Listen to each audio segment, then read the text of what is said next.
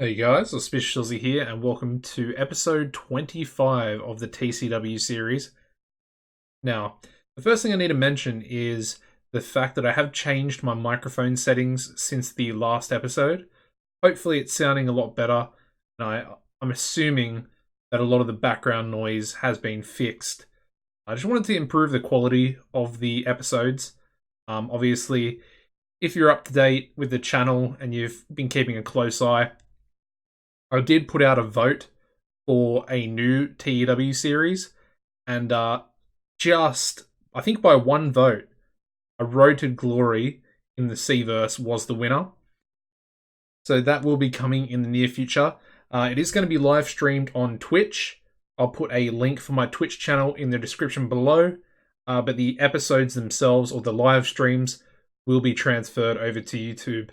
So yeah, you won't miss out if you don't watch live, but it will be slightly behind the live streams, if that makes sense. Obviously, I have to download the VODs from Twitch, and then of course, render them slightly to get them ready for YouTube, and then of course upload them as well. But that will be coming in the near future. Anyway, let's get into tonight's show. We've got an interesting show. And a pretty important message from Mr. Aaron Andrews. So, we kick things off with a pre-show women's match. A pre-show bout that had subpar wrestling and little heat. Lauren Easter and Claire Winters defeated Sandra Shine and Simony Sentinel in 10:28, when Lauren Easter defeated Simony Sentinel by pinfall with a belly-to-belly suplex. And then we had Lauren Easter carrying the match. Also got Sandra improving in performance skills. 54 C-, not a bad way to kick off the show. Although, Lauren Easter was angry as she almost got injured from a botch by Simony Sentinel. Wow, we then go into an 80B. I knew this match was going to do well. I kind of wanted to put it on the main show. But I wanted to try and progress a few different things on the TV show. Anyway, an pre-show bout that had great wrestling and a decent reaction from the crowd. The New Wave defeated the Latino Kings in 10:19 when Scout defeated Hector Galindo by submission, with a special force. And then Hector was also the weak link. That match got an 80B, so yeah, definitely should have been on the main show, but that's fine. Lots of improvements here for the New Wave. We've got Scout improving in performance, and then we have Guide improving in technical and performance. Awesome. Moving on to another ATB pre-show match. Probably should have put these ones on the main show, but we have Aaron Andrews. He doesn't have a match tonight, but he does have an important promo. In a good pre-show match, Aaron Andrews and Troy Tornado defeated Mr. Lucha 3 and Dazzling Dave Diamond in 9:46 when Aaron Andrews defeated Mr. Lucha 3 by pinfall with a flying body press. And then, of course, Aaron Andrews carried the match with a 93 in-ring performance. Alright, so we then start the show off with an 87 B+ promo. Basically a freestyle angle. And it's the budding bromance between Rocky Golden and Bulldozer Brandon Smith continues. However, it is interrupted by Mighty Mo.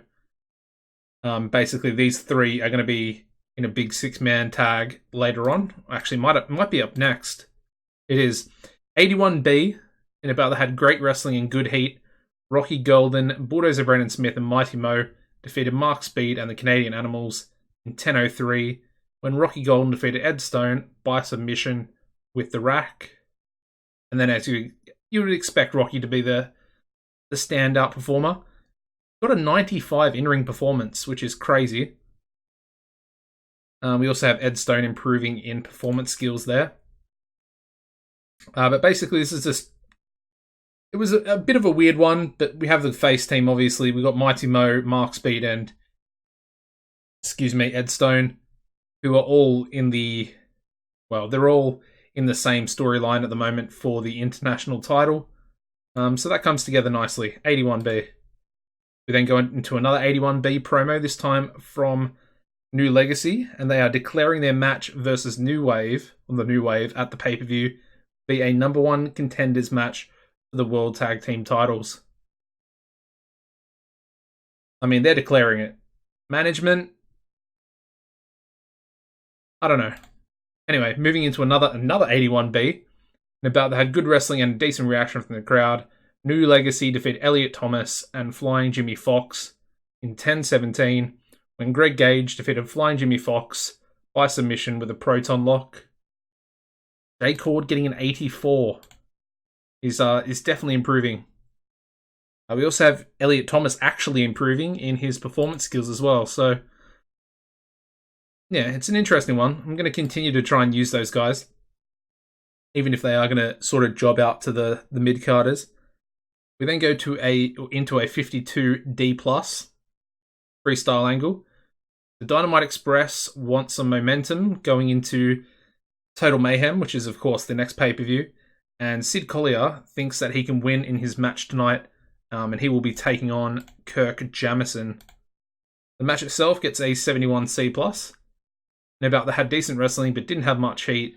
Sid Collier defeated Kirk Jamison in 10-24 by submission with a Texas Cloverleaf.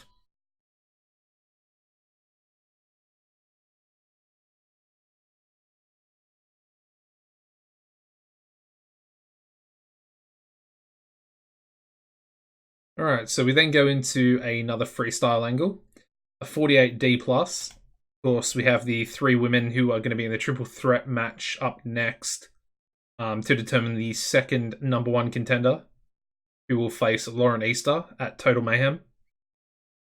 And yeah, Laura Flame claims that she will beat both Tamara McFly and Elsa Calvo and become the first ever women's champion.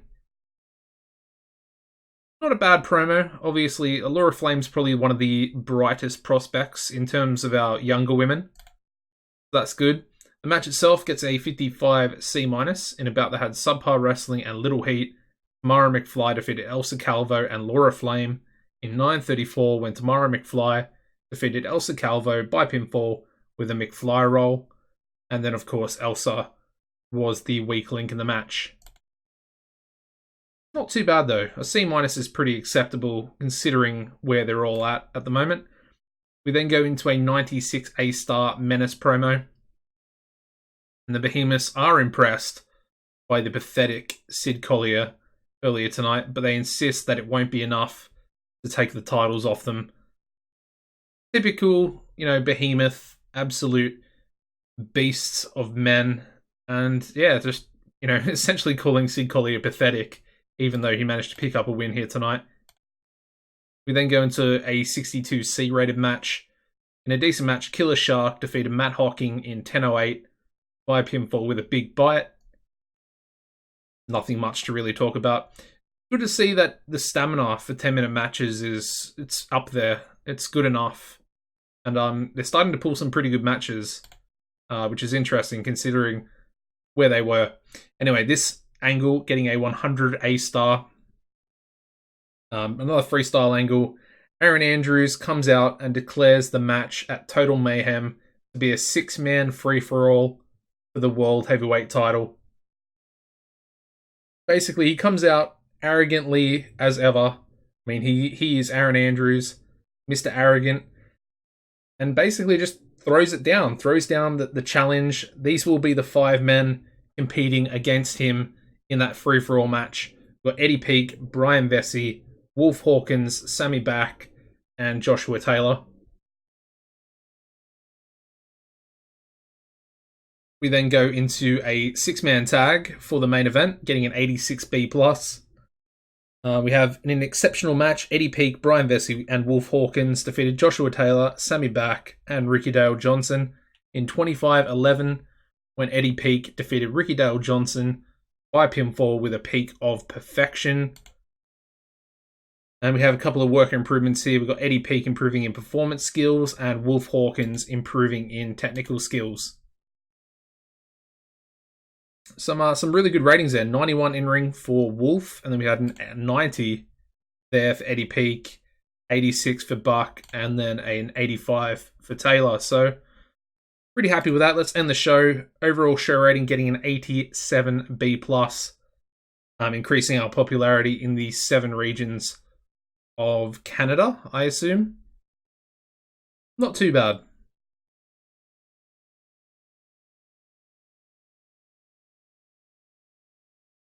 Alright, well, we've actually got the tsunami there. Of course, the tsunami does hit, I'm pretty sure it hits in every game at about this time. TV rating getting a 7.03. We've got some drug testing, and we've still got the contracts here. So Alicia Strong, I'm pretty sure we currently have an offer in for her. Did we go in for Amber Allen? I'm not 100% sure. I don't think I have. Yeah, not yet. But she's another possibility. I mean, these two are just really, really good women's wrestlers. It has to be said. Alicia Strong, as you can see, she'll be a top talent for our women's division. Brian Vesey, I mean, I do want to re-sign him, but he's just going to be extremely expensive. So it's a tough one. He's in time decline as well, but he's still really good. So yeah, I'm not 100% sure what we're going to do with him yet. But I guess we'll try and re-sign his contract. But yeah, we have a look at the popularity.